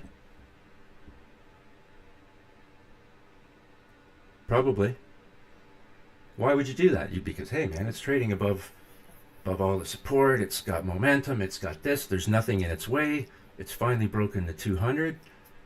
I've got targets to the left I can look at. Yeah, you'd buy that chart. Well, just remember that this is the 10-year. So the takeaway is a little different. These are things we have to pay attention to. Whether we like it or not, we have to pay attention to them. Because if we don't, we'll get hit by something we didn't see coming.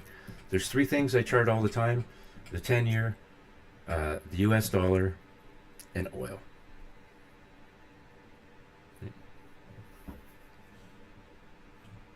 This is the chart I was actually looking for.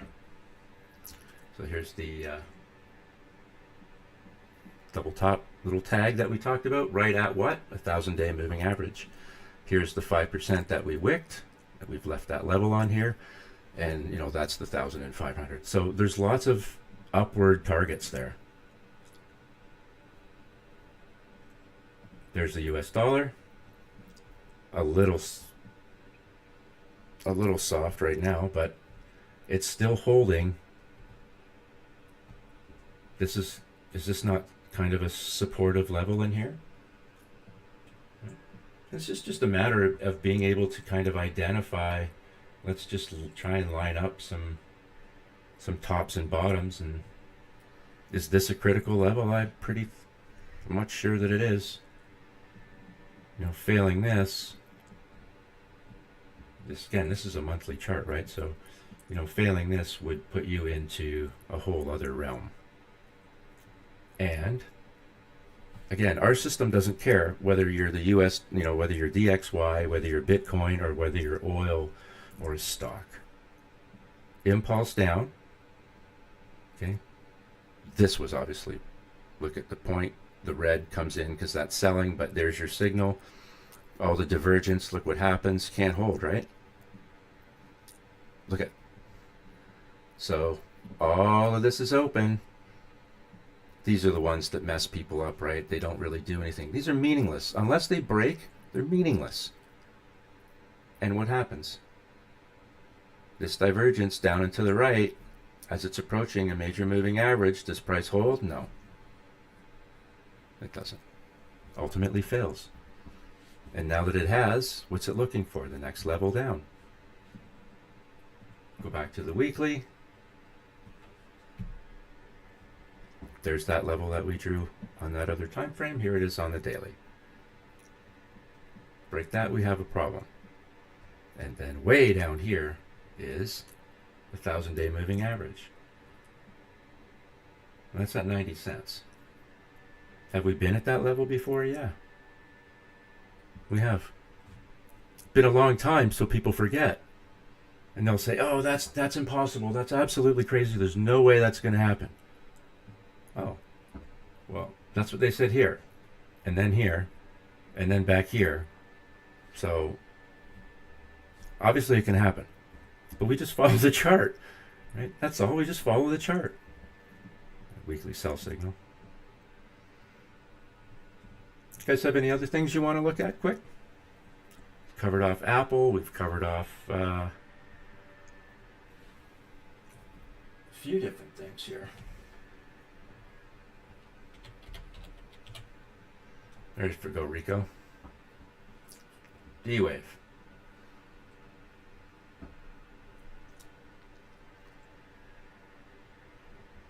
Yeah, my friend, he did arbitrage, geo arbitrage, and living the dream in Ethiopia now after knocking it out the park. I love that man. Honestly, he did exactly what everybody's supposed to do, and he could have held on to a little. Hopefully, he's listening because I know he's subscribing. I know he really respects your indicator. I didn't talk to him for like 2 weeks after he left, and the first thing he mentioned was the indicator. He didn't even say, "Hey, how you been? Hey, everything's good. I landed here safe." He said, "I need the, how do I get my indicator?" I'm like, "Oh my, well, it's nice. I miss you too, bro. It was nice knowing you." Yeah, but yeah, I mean, let's watch this weekly chart of D-Wave, because if we do roll over here and fail, this level that we've dropped in here and the 50 look like they might be in play, and then you've got this gap, right? And these gaps, if you're not using a volume profile, one's included in the script on TradingView, but add it to your own chart if you can, if you have the room for the indicators. And these are places that you can trade in and out of, and the shelves are where you'll find the support or benches. Like, that's what's created this, right? And through here. So if we do break the 20 on the weekly again, we come back to the 50. And it would be true in no matter what it is that we look at. It doesn't matter.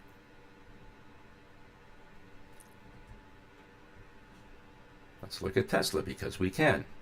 And I know a lot of you guys like to trade it. Interestingly enough, so here's where you printed your sell signal. You've had this big move down. 3 green candles that everybody thought were going to take them to the promised land, I'm sure. Right? Oh, this is it. They're drawing their fibs. They're looking for extensions already, right? You know that. And then price rolls over.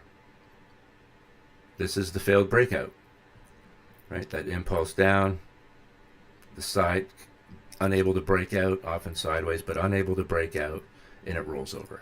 And the trend never changes, right? The divergence down never changes. Resistance at the 20. First touch, we'll see what happens. And, this is pretty big move, these 2 candles yesterday and today. And it still hasn't changed the trend. And this is where you can get, you can make mistakes.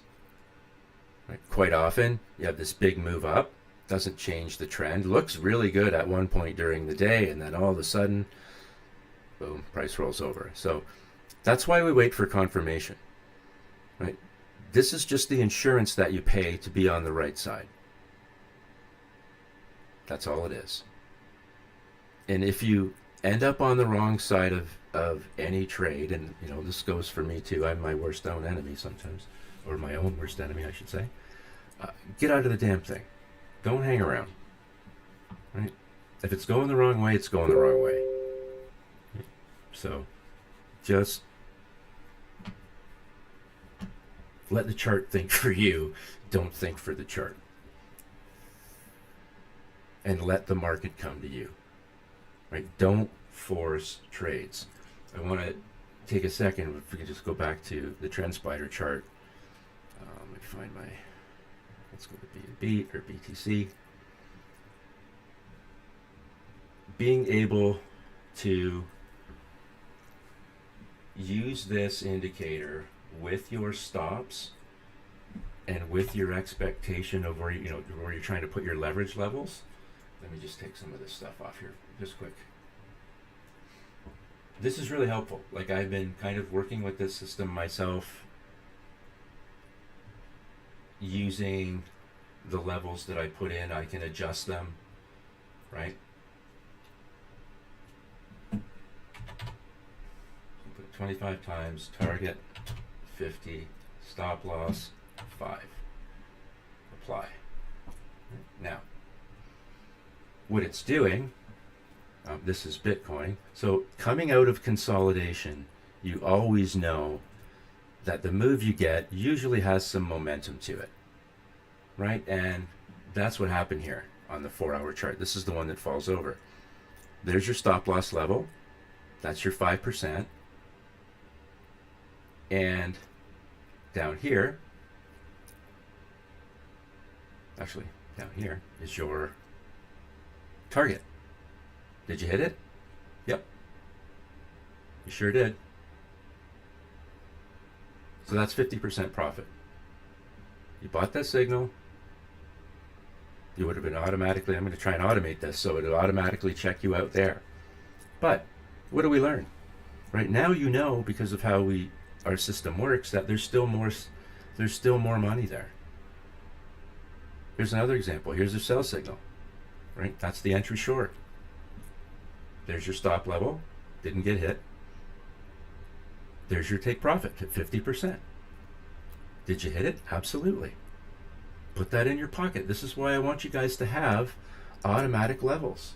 And I'm showing you a 1 hour and the 4 hours because I want you to see that you don't have to be on the 5 minute all the time. Entry short, there's your 50%. And you're going to look at this chart and you're going to see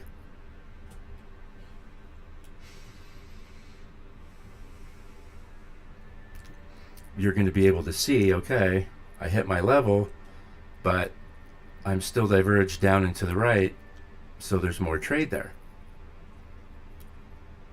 What we want you to be able to do is to monetize the chart effectively and to be directed and channeled so that you're focusing on exactly the right things at the right time. Set an alert. That's what I do. So you're in the right place at the right time. Make a decision on whether you want to enter the trade or not. Not every entry that you get an alert for is going to be the one you want to take. That's okay. Wait for the one that makes you feel real comfortable. Take that. There's your money. 50%, boom, you're done. But you're not done. If you want to monetize the rest of that, you can. But if you're not taking your money like at 40, 50%, you're probably going to leave a lot on the table because price will reverse. You're using leverage, so you don't have as much cushion, and so on and so forth. So there's a secret recipe in each and every asset you trade. It's going to be a little bit different, but that's why we have the ability to adjust. What's this down here? 1,000-day moving average. 1 hour chart. Did price hold? No. Why? Because the momentum was too strong. Right? Now you would have known when you book that, when you see this level here, you know that this level looks like it might get split. You'll see that in advance. But 1,000 doesn't get held. And now what is it? Now it's resistance. This is 1,000 days on an hourly chart. Right? So I have some really good friends that are now using these longer term averages on their charts because they appreciate that everything is fractal. They understand that. They're good traders. but they never in a million years thought of using these longer term. And I get it. It sounded weird to me too. But when you're a fractal trader and you understand that they're going to represent themselves on shorter time frames as ranges and other and support and resistance, they're incredibly valuable. That's what you see here. Right?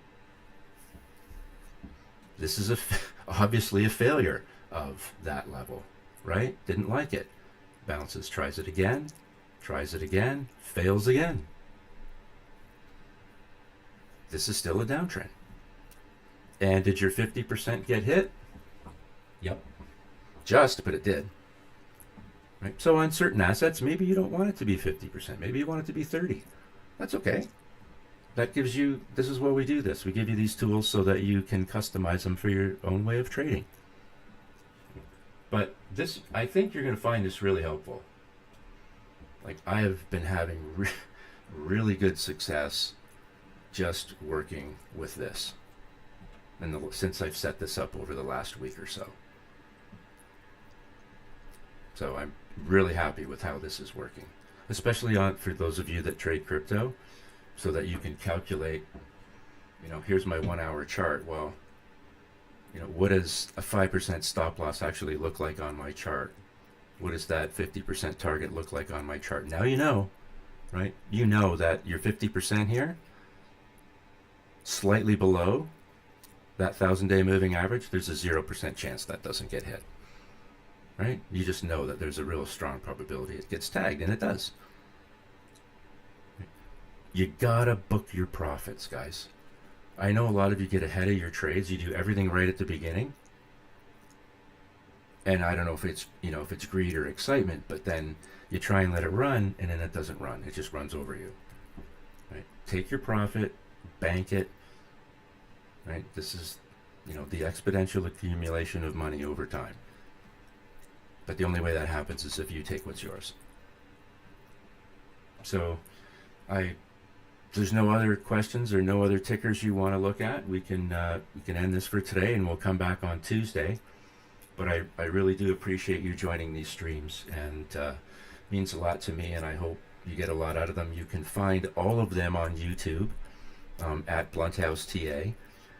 Please, like Rico says, I do a terrible job at this, but if you get an opportunity to subscribe, like and follow, please do all of those things. That's very beneficial, and it kind of helps get the word out here that there is learning available that you can use at your disposal.